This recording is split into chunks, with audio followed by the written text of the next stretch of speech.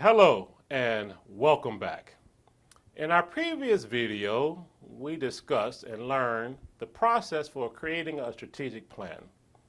And by now you've thought through about how to implement your plan, and you're discovering that you are the best candidate for the job. So you're exactly where we want you to be. Now we want to talk about presenting your evidence. What should be in an e-portfolio? Now, a portfolio, I want to explain what this is. And we understand what a portfolio can be in the physical sense, where you might have files, or if you're an artist, you might have a collection of paintings or drawings. And so that's your way of presenting your portfolio. Evidence that you are proficient in drawing, or evident and proficient that you are, or evident that you're proficient at taking pictures. You might have another portfolio, or if you was a journalist, you might have different types of writings and writing styles. So we also want to collect a portfolio, but in our case, it's going to be an e-portfolio. The E stands for electronic. It's something that we're going to hold electronically. You might want to put it in the cloud. You might want to put it on a server. And so we're going to use this e-portfolio as a way for us to present our evidence to show a potential employer that we have all of the competencies and skills necessary to be the best candidate for this job. And so there are a couple places that you can go to get an e-portfolio. Some are free, some you might have to pay a small fee for. And just as an example, there's a website called PortfolioGen.com.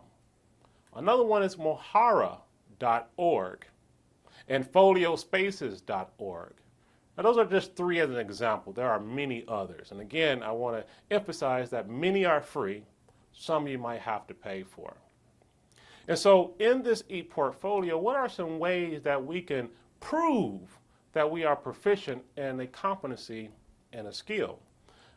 One might be a letter of recognition. So we can have a letter of recognition from a previous employer, or we have a letter of recognition as someone who has observed and can testify and show witness to what we are presenting.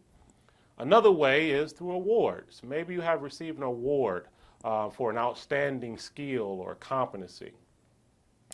Another could be a sample of writings. Remember, I talked about how a journalist will have a portfolio of writings and different types of writings to show someone that they are proficient and very good at writing. And so you might also have some writing samples in your e-portfolio.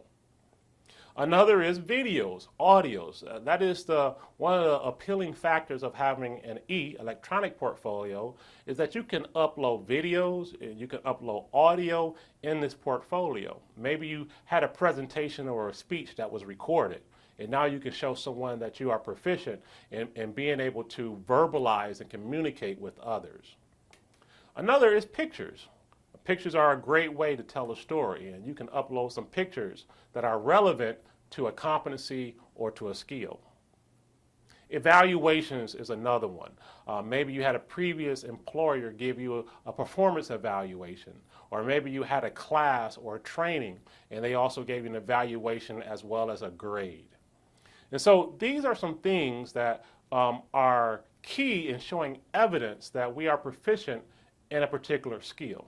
And so I encourage you to go out and utilize e-portfolios and begin to build your portfolios with each competency that you have identified as being paramount to you showing an employer that you are the right candidate and the best candidate for your selected job. So what we're going to learn next is how to present this in an evaluative standpoint and show the self-evaluation and the process necessary as we continue to pull out our competencies and skills. Thank you. Have a nice day.